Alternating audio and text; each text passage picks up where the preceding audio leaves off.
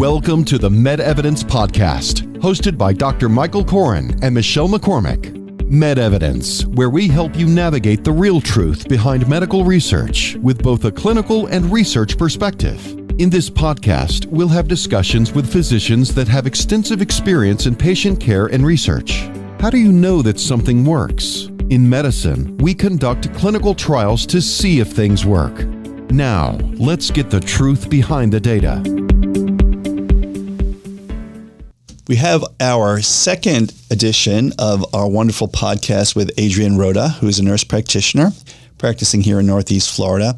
And in our first session, she shared some really neat insights in terms of her upbringing and how she became involved as a nurse practitioner and as somebody who's very, very involved in research right now. And I found that fascinating. And again, we have a connection because I met your dad, as you know, over 20 years ago. And I'll tell a little bit more of that story. Dr. John Rowda is a tremendous ophthalmologist who practices in Citrus County, Florida. And he actually attended one of my training sessions. I think it was in Orlando, if I'm not mistaken. Celebration. And at that time, I was reaching out to physicians around the country, mostly doing lectures in Florida, but people who came from all over the country to attend the lectures, training people how to do clinical research in practice. And it turned out to be a pretty popular course, and we were getting people from different parts of the country. So John went to the session. Typically, it was a pretty intense session that occurred over a day and a half where we covered a lot of different topics that were relevant to physician training. And he started telling me about this interesting group of physicians that he was part of in Citrus County. And apparently this group of physicians got together and formed a physician group, multi-specialty physician group, particularly to buy malpractice insurance. And I believe that they called it Florida WellCare. Yes. And they did that in response to a malpractice crisis in the state of Florida, where the prices and the availability of malpractice insurance became a real problem for physicians. And they banded together. They were able to buy malpractice insurance at a more reasonable price as a group. And then as they came together over that particular issue, they started doing other things, including research. So there may have been 80 physicians or so in the group.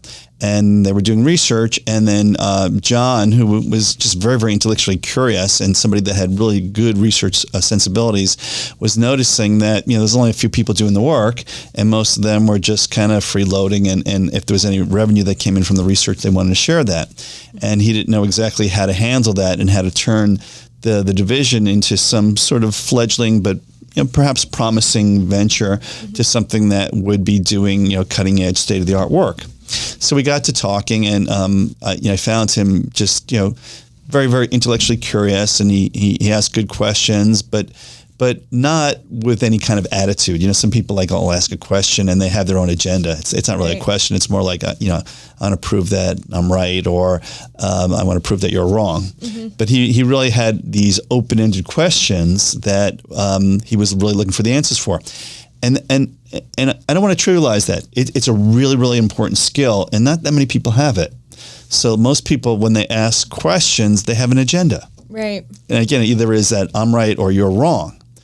But a researcher asks a question as a hypothesis, and you intellectually and emotionally need to be neutral. Right. You need to be able to accept the results. And that's not something that is a characteristic that's very common. Right.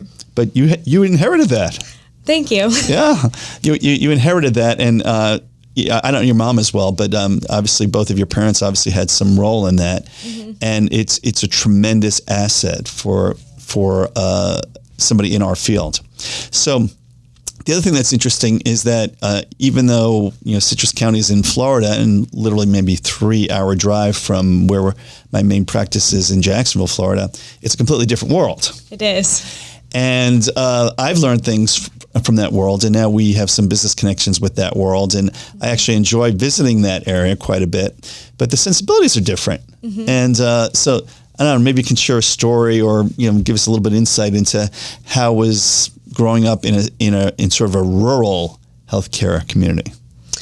So it was very different. Obviously, when I graduated from undergrad and grad school, I stayed in Jacksonville because of the opportunities. There was transplant ICUs, level 1 trauma centers. When I was in nursing school, I worked in our local ER as a PCT or patient care technician. And we would have patients bring in animals that they would get bitten by to show the ER physician, which is something I've never seen here in Jacksonville. Yeah. So you see a different patient population often, and then you also see different disease processes that I did not see doing clinicals here in a larger city in Jacksonville. Mm-hmm. Yeah. Yeah, it's to that point. I remember reading. I don't remember exactly where I was doing consulting, but there was a hospital. I think it was either in Citrus County or the one county over, that was talking about their policy for emotional support animals in the room, and there was this big controversy. And I don't remember exactly the nature of it, but it involved one of my patients who was there, who wanted to bring a skunk into his room. Oh, wow. And he actually raised skunks, and he claimed that he needed the skunk as his emotional support animal. And this hospital got really, really upset at him. He says, well, we don't allow skunks in the room. And he called me and he wanted me to write him a letter stating that he should be able to have a skunk in the room. And I said, well, let me review their policy. And their policy, it actually said they allow emotional support dogs and horses. Wow. So they allowed horses in the room, but they wouldn't allow a skunk. So explain that to me. Yeah, I don't know.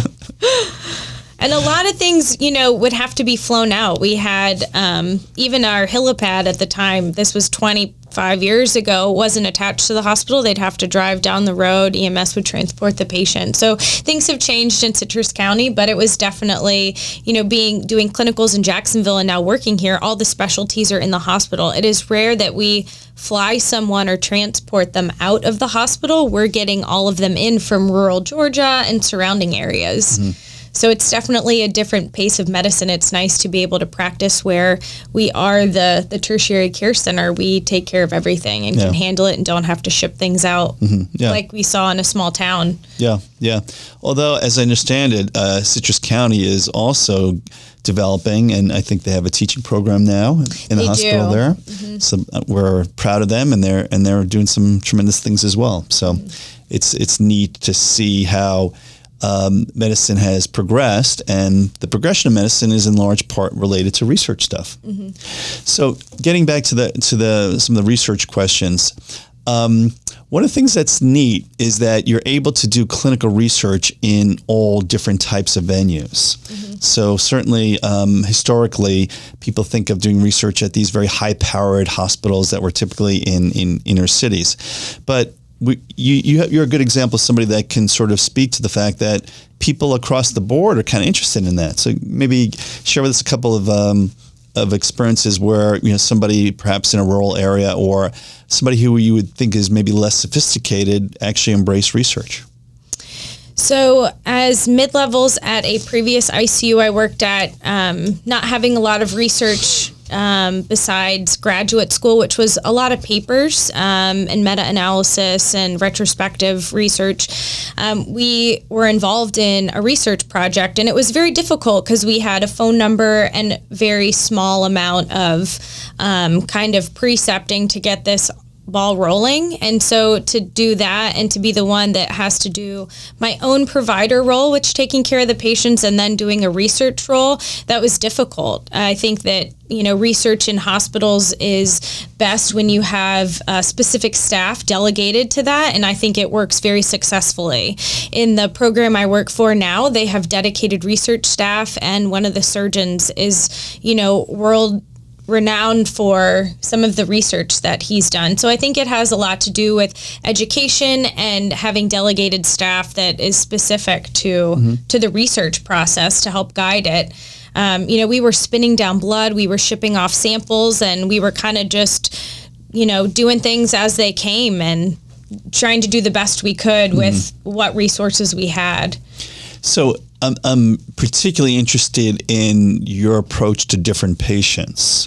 So maybe talk about how you would approach somebody who was, let's say, an attorney who was in your neuro unit, versus somebody from rural Citrus County, or would they be the same approach? They'd be different. Some of research may get people involved because they want to help, and others may be for financial reasons. Some of our patients that we see right now in a neuro ICU may not be able to afford their medicine, or it ran out and they didn't have the means to go refill it. So speaking with someone in a rural area that may not be as educated, they're not only helping research, but also they can get a financial gain and maybe even get a medication that they couldn't afford. And then as an attorney, someone that's very educated, you could be involved in research and helping, the next step and the next drug that could be used. Yeah. So you bring up a really great point, which is the value proposition concept, is that people do anything because they have a value proposition. And certainly that's very, very important research. And good researchers can understand the value proposition of patients and figure out how to channel that. And I can imagine that for a farmer that comes to the ER in Citrus County and an attorney who has a heart attack during a trial in Jacksonville, Florida, it's going to be a whole lot different. But they both have value propositions. Exactly. And sometimes, I've learned that, whatever brings you in for research, you come in and I may screen you for a memory study, but if you don't qualify, I get paid to do a flu vaccine. Well, I've already gotten mine, but I have a friend that may like to come in. That money is very valuable to them. Well, you bring up a really good point about value propositions. In our next segment, we're going to really dig into that. Okay. Thanks for watching the MedEvidence podcast. To watch the rest of this series, head over to medevidence.info or subscribe to our podcast on your favorite podcast platform.